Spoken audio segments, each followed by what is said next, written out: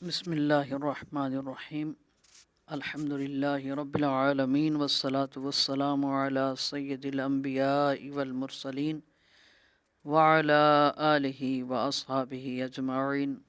معزز ممبرز، درس نظامی کورس درجہ متوسطہ، اور اس میں چونکہ علم صرف کا آغاز ہوتا ہے، علم صرف کی ابتدا ہوتی ہے اس درجہ میں، تو الحمدللہ متوسطہ میں علم صرف کا آغاز کرنے جا رہے ہیں، اور مقدمہ علم صرف کے نام سے اس کورس میں آپ کو اسباق ملیں گے۔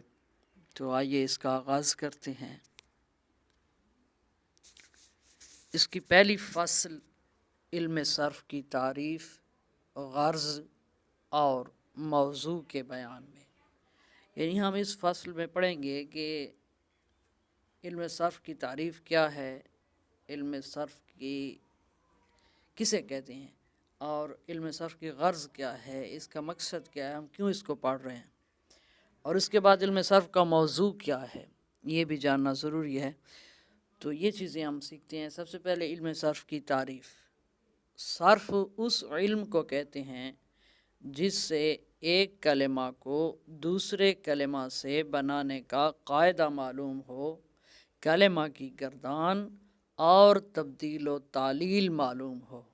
کتنی چیزیں معلوم ہوں جس علم میں؟ پہلی بات تو یہ ہے کہ وہ علم ہو، اور اس میں کیا معلوم ہو؟ ایک کلمہ کو دوسرے کلمہ سے بنانے کا قاعدہ معلوم ہو، اور کلمہ کی گردان بھی معلوم ہو، اور تبدیل و تعلیل کسے کہتے ہیں؟ تبدیل یعنی کہ ایک حرف کو دوسرے سے تبدیل کرنا، یا ایک حرف کی جگہ تبدیل کرنا، یا اس کی حرکات و سکنات تبدیل کرنا، تو اس کو تبدیل کہتے ہیں۔ اور تعلیل حرف علت میں ہوتی ہے، جیسے اس کی مثال تو آپ کو آگے آئے گی، یعنی وہ بھی اسی طرح حروف کو بدلنا اور اس میں قوانین جاری کرنا، تو اس کی مزید مکمل تفصیل آپ کو اگلے اسباق میں انشاءاللہ ملے گی۔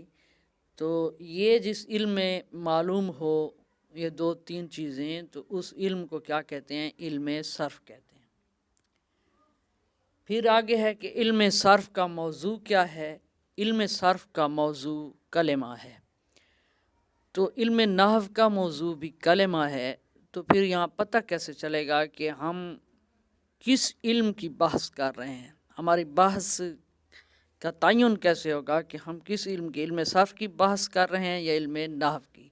تو آگے ہے کہ علم صرف کا موضوع کلمہ ہے گردان اور تبدیل و تعلیل کی حیثیت سے، اور نحو کا جو موضوع کلمہ ہے وہ کلمہ کے آخر کے بدلنے کے لحاظ سے ہوتا ہے، اعراب کے لحاظ سے ہوتا ہے، اور یہاں کلمہ کی گردان اور تبدیل و تعلیل کی بات کی جاتی ہے، اس میں اعراب کی بات نہیں کی جاتی، تو اس لحاظ سے اس کا موضوع کلمہ ہے، اور نحو کا بھی کلمہ ہے، لیکن دونوں میں یہ فرق ہے۔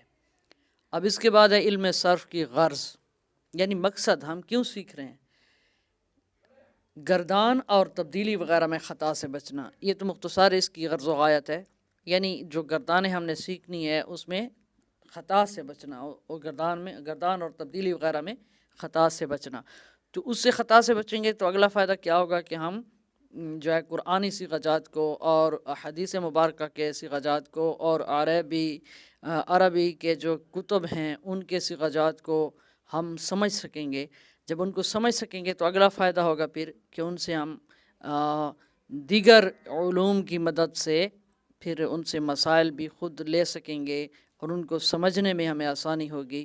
تو یہ چونکہ تمام اگلے جتنے بھی علوم ہیں ان کی بنیاد ہے علم صرف، تو اس لیے یہ اس کا غرض و غایت میں یہ شامل ہے کہ ہم یہ آئندہ علوم کو سمجھنے کے لیے اس علم کو سیکھ رہے ہیں، یہ اس کی غرض و غایت ہے۔ اور یہ پہلی فصل جو ہے مکمل ہوئی، اور پہلا سبق بھی آپ کا مکمل ہوا۔ اس کو اچھی طرح سے سمجھنے کی کوشش کریں، جس بات کی سمجھ نہ آئے تو وہ مجھ سے پوچھ لیا کریں، واٹس ایپ کے ذریعے بھی پوچھ سکتے ہیں، اور ادھر یوٹیوب پہ کمنٹ سیکشن میں بھی پوچھ سکتے ہیں۔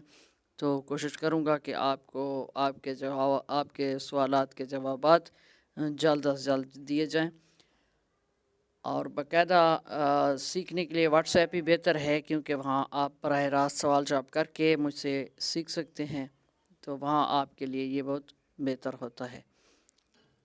اللہ تعالیٰ ہم سب کو صحیح معنوں میں علم دین سیکھنے اور دوسروں کو سکھانے کی توفیق عطا فرمائے۔ السلام علیکم ورحمۃ اللہ وبرکاتہ۔